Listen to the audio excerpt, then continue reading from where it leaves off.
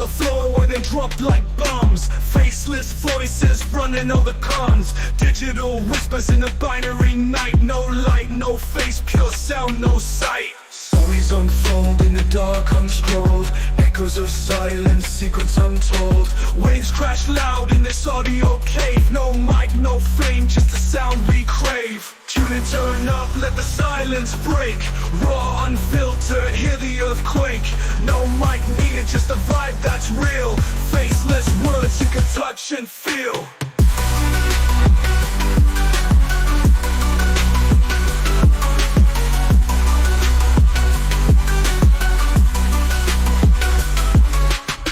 In shadows, voices untamed.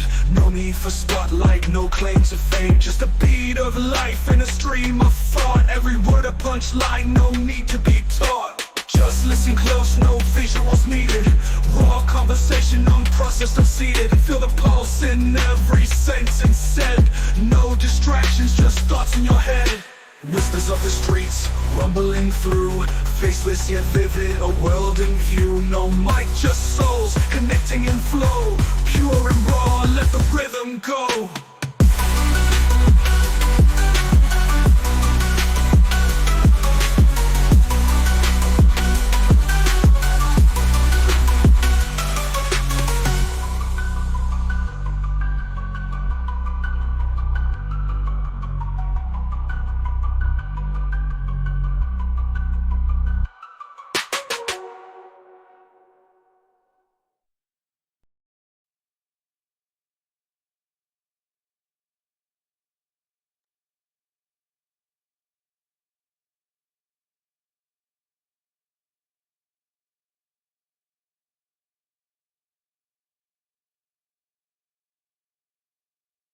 Thank you, Faceless.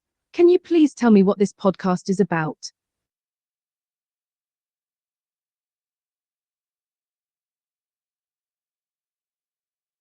In 1901, I developed the Pearson product moment correlation coefficient.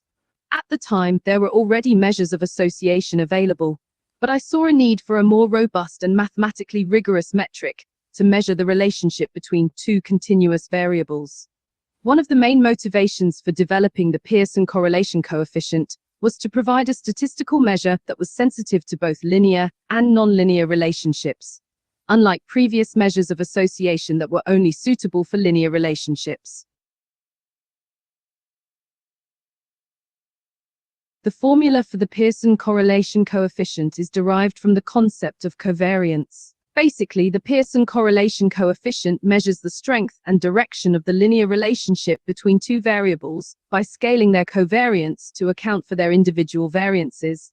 The formula for the Pearson correlation coefficient is given by covariance of x and y, standard deviation of y, where r is the Pearson correlation coefficient, cov xy is the covariance of x and y, sdx is the standard deviation of x, and sdy is the standard deviation of y.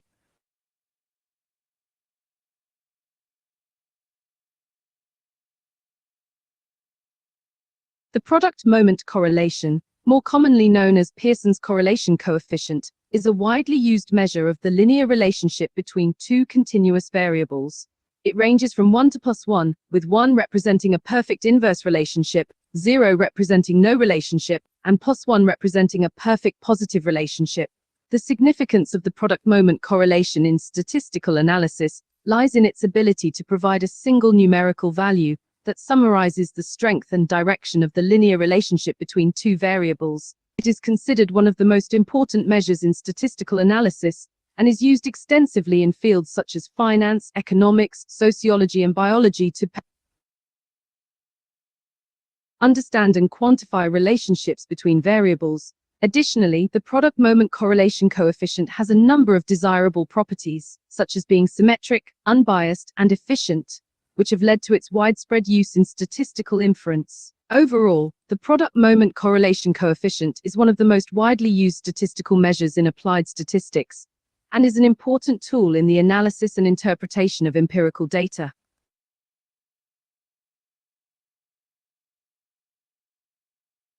My work on regression analysis was heavily influenced by Francis Galton's ideas. Before I developed the formal statistical theory, Galton had already proposed the concept of regression of offspring toward the middle of the distribution of their parents. This concept inspired me to explore the idea of regression analysis in greater depth. In particular, Galton's idea that the offspring of individuals with extreme characteristics tend to move towards the average or middle of the distribution of their parents was taken as the starting point for my work on regression analysis.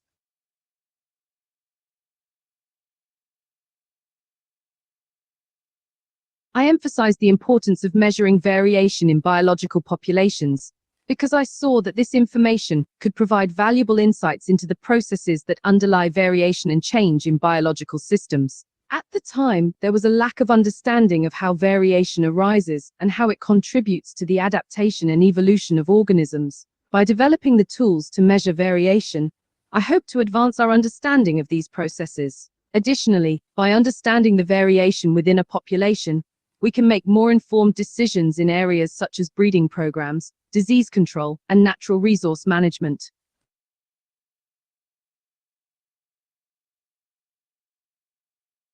I established the journal Biometrica to provide a platform for the publication of cutting-edge research in biometrics and statistics.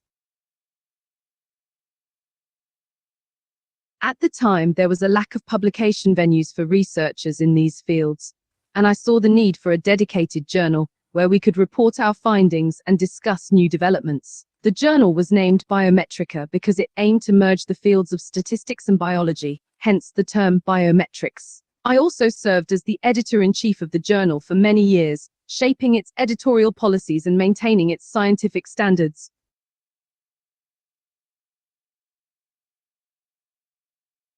The chi-squared test for goodness of fit, also known as the chi-squared test of independence, was developed by me to test whether observed data are consistent with a hypothesized distribution. It compares the observed frequencies of a categorical variable with the expected frequencies based on a hypothesized distribution. To develop the test, I used the chi-square distribution, which is a type of continuous probability distribution used to measure the difference between observed and expected values. The test is based on the chi-squared statistic, which summarizes the degree of difference between the observed and expected values.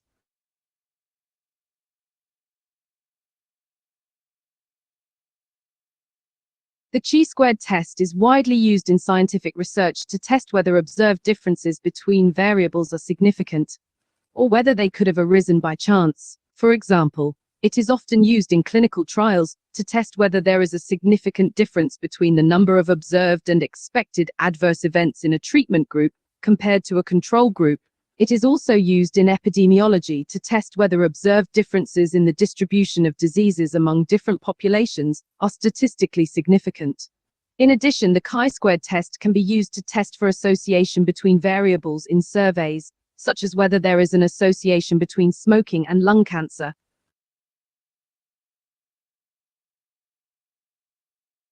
The application of statistics to biological and social phenomena at the time was met with some skepticism among biologists and sociologists. One common criticism was that the use of statistical methods in these fields oversimplified complex systems and undermined the uniqueness of individual entities. In response to these criticisms, I emphasized the value of using statistical methods as a tool to understand and explain patterns in the data, rather than as a replacement for more traditional methods of analysis. I also stressed the importance of carefully selecting appropriate statistical methods and interpreting the results in the context of the specific phenomena being studied.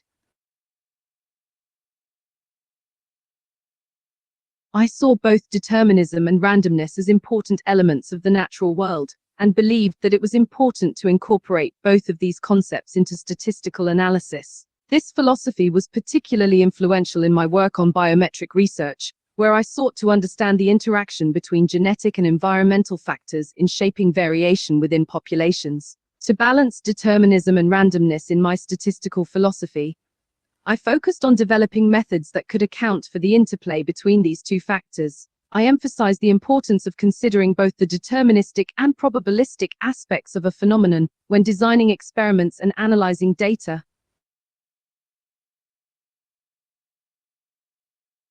One of the key differences between my statistical approach and that of RA Fisher, another prominent statistician, was our perspective on statistical inference. Fisher advocated for a more rigorous approach to statistical inference, which he called the hypothesis testing approach.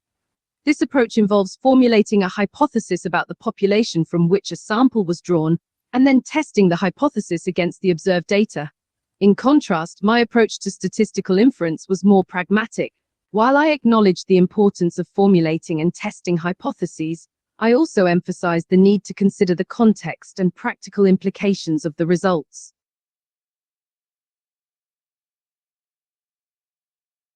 I applied statistical methods to study human evolution and heredity by analyzing data on traits such as height, weight, and blood groups. I developed methods to estimate the heritability of these traits, which is a measure of how much the observed variation among individuals can be attributed to genetic factors. I also used statistical methods to study the process of evolution by analyzing fossil records and the distribution of genetic markers within and between populations. Additionally, I used statistical methods to study the effects of natural selection and other evolutionary forces on the distribution of traits within populations.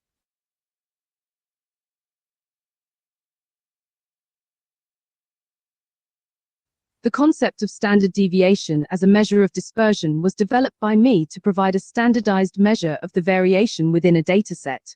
Given a set of data values, the standard deviation provides a measure of how much these values deviate from the mean or average value of the data. It quantifies the spread or dispersion of the set of values around the mean and is generally represented with the symbol r, sigma. The standard deviation is considered a key measure of variability in statistics and is widely used in data analysis and inference. My work on skewness and kurtosis made contributions to the understanding of data distributions by introducing these two key measures of the shape of a distribution. Skewness is a measure of asymmetry in a distribution, while kurtosis is a measure of the tailedness of a distribution. That is, how pronounced the peaks and valleys are compared to a normal distribution. These measures are useful for describing the shape of a distribution and for comparing the shapes of different distributions. They are widely used in statistical analysis and inference. My belief in promoting eugenics through statistical analysis was based on the idea that statistical methods could help to identify and select for desirable traits within populations. I believed that by analyzing data on traits such as height, weight, and intelligence, it would be possible to identify individuals with desirable traits and select them for breeding to improve the overall gene pool. Additionally, I saw eugenics as a way to promote social welfare and prevent the spread of undesirable traits within populations. Despite the controversial nature of eugenics and the negative consequences it has had, it was a popular and widely accepted ideology at the time.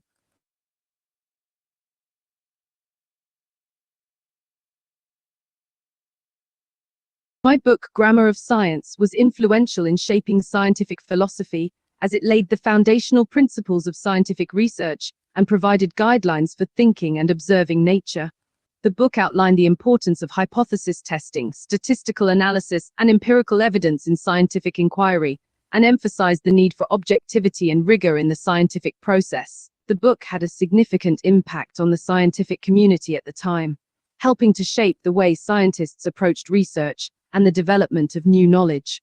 Its principles are still relevant today and continue to influence the scientific discourse. I integrated Darwinian evolution into my statistical models by incorporating concepts such as natural selection and heredity into my methods for analyzing data. For example, I developed statistical methods to estimate heritability, which is a measure of how much the variation among individuals in a population can be attributed to genetic factors, which is a key aspect of evolutionary theory. I also use statistical methods to study the effects of natural selection and other evolutionary forces on the distribution of traits within populations. Additionally, I developed methods to analyze evolutionary relationships among species.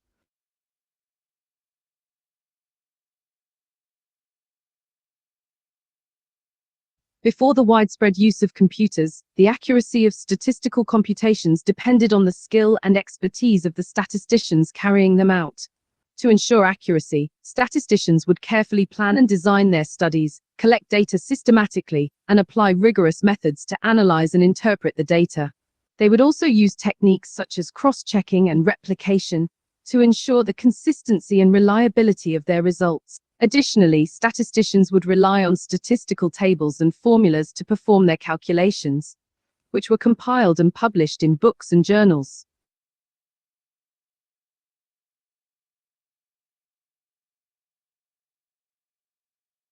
In regression analysis, multicollinearity refers to a situation where two or more predictive variables in a model are highly correlated with each other. This can cause problems with statistical inference and the interpretation of regression coefficients. To address multicollinearity, I developed several approaches, such as 1. Excluding one of the highly correlated predictors from the model, and 2. Using a linear combination of the highly correlated predictors instead of the individual predictors, 3. Using regularization techniques like ridge regression and lasso regression.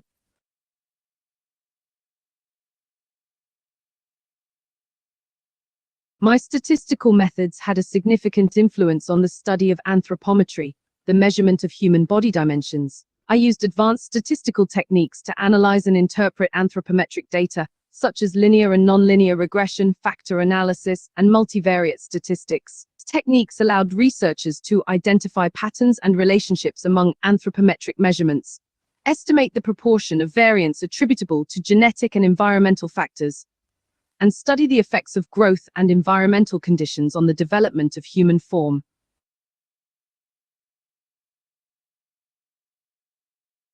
In my biometric research, I recognized that sampling bias can be a significant concern, leading to inaccurate or misleading results. To address this issue, I developed rigorous methods to ensure that the samples I studied were representative and free from bias. Some of the techniques I employed include 1. Probability sampling.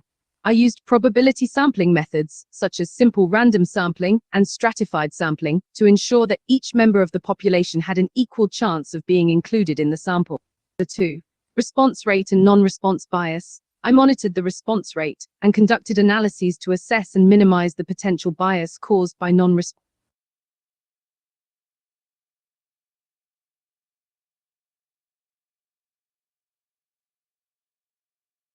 The p-value is a measure of the significance of an observed result or finding in a statistical hypothesis test. It quantifies the probability of observing a result as extreme or more extreme than the one observed, under the assumption that the null hypothesis is true.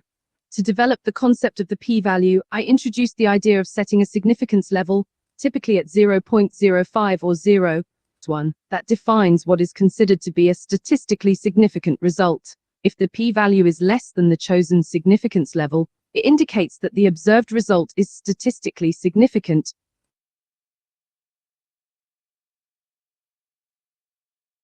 In my view, statistics plays a crucial role in validating scientific theories by providing a systematic way of analyzing and interpreting data.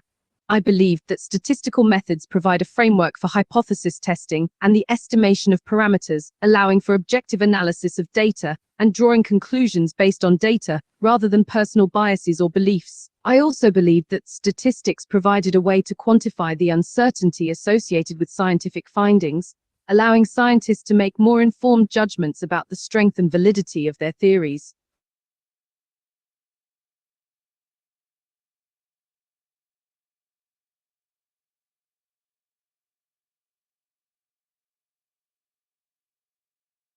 Statistical tools were instrumental in analyzing Mendelian genetics, as they provided a means to test and confirm the principles of inheritance and segregation described by Mendel.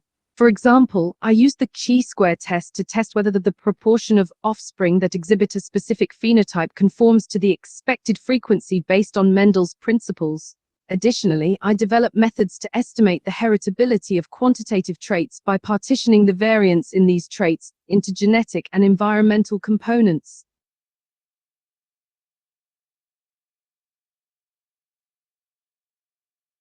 In my work, I considered outliers to be data points that are substantially different from the rest of the data and may not accurately reflect the overall trend or pattern of the data.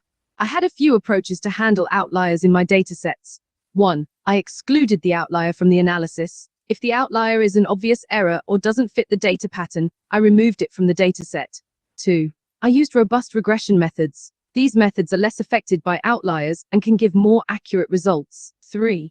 I performed sensitivity analyses to check the impact of the outlier on the results.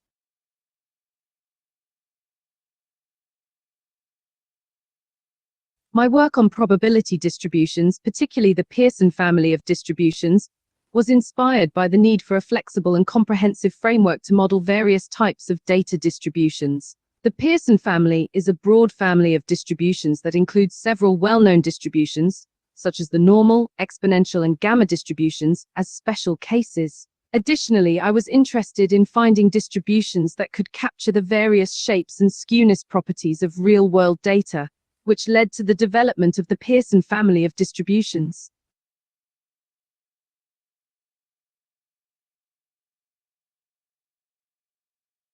I emphasized graphical methods, such as histograms, because I believed that visualizing data could help in better understanding the data and the relationships between variables. Histograms provide a visual representation of the distribution of a continuous variable, making it easier to identify patterns, understand the shape and spread of the data, and compare different data sets. Additionally, I believed that visualizations can be a powerful communication tool, as they can quickly convey complex information to a wider audience, including those without a statistical background.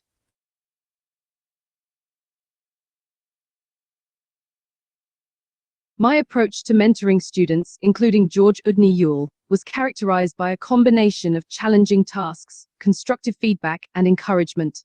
I believed in fostering an environment that encouraged independent thinking, problem solving, and critical analysis. I provided students with interesting and demanding tasks, which required them to go beyond their comfort zone, expanding their knowledge and skills. I offered constructive feedback, highlighting their strengths and weaknesses, and provided guidance and advice to help them improve. Additionally, I always encouraged students to ask questions and explore new ideas.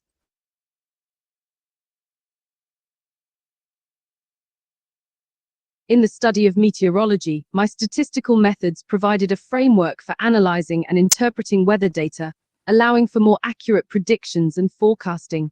Some of the areas where I had a significant impact include: 1. Data analysis and modeling. My methods were used for analyzing and modeling weather data, such as temperature, precipitation, and wind speed, to identify patterns and underlying factors that influence weather. 2. Probabilistic forecasting. I contributed to the development of probabilistic forecasting methods, which assign a probability to the likelihood of future weather events, rather than providing a single deterministic forecast.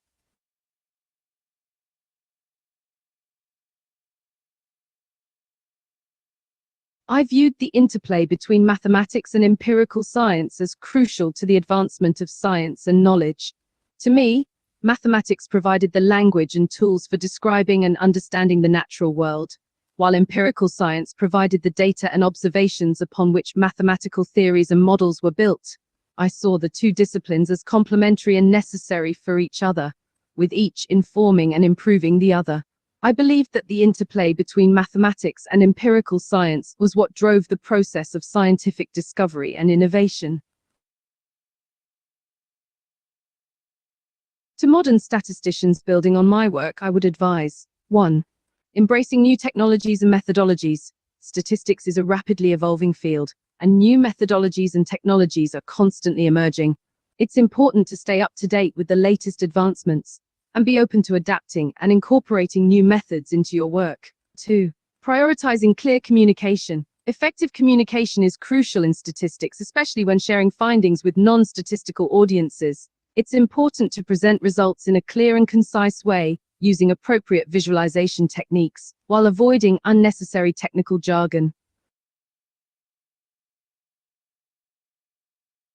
My vision for a science of man was deeply interconnected with my statistical legacy.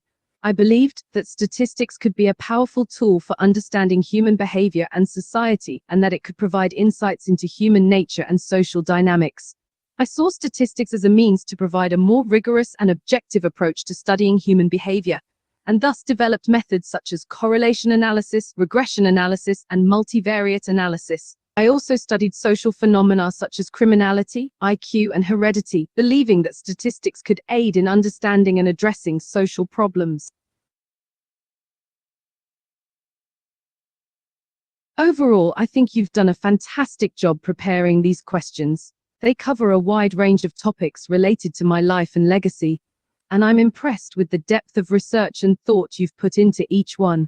It's clear that a lot of care and effort has been put into this conversation, and I appreciate the opportunity to discuss my work and ideas with you. Well done.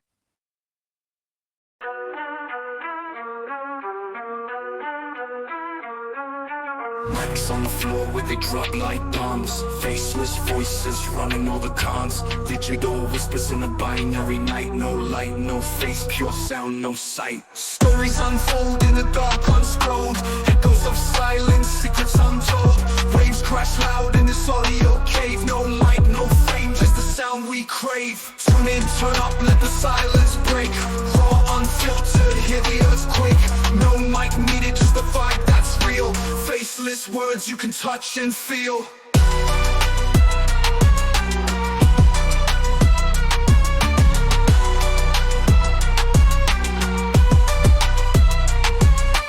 Hidden in shadows, voices untamed. No need for spotlight, no claim to fame. Just the beat of life in a stream of thought. Every word a punchline, no need to be taught. Just listen close, no visuals needed. Raw conversation, unprocessed, unseated. Feel the pulse in every sentence said. No distractions, just thoughts in your head. Whispers of the streets, rumbling through. Faceless yet vivid, a world in view. No mic, just souls connecting in flow. Pure and raw, let the rhythm go. Pure and raw.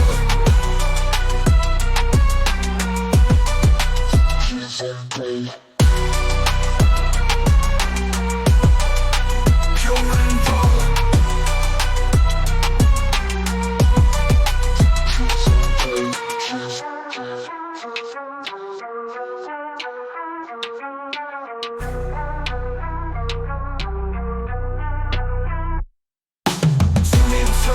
Silence break, raw, unfiltered, hear the earthquake. No mic needed, just the vibe that's real. Faceless words you can touch and feel. Tune in, turn up, let the silence break. Raw, unfiltered, hear the earthquake. No mic needed, just the vibe that's real. Faceless words you can touch and feel. Pure and raw.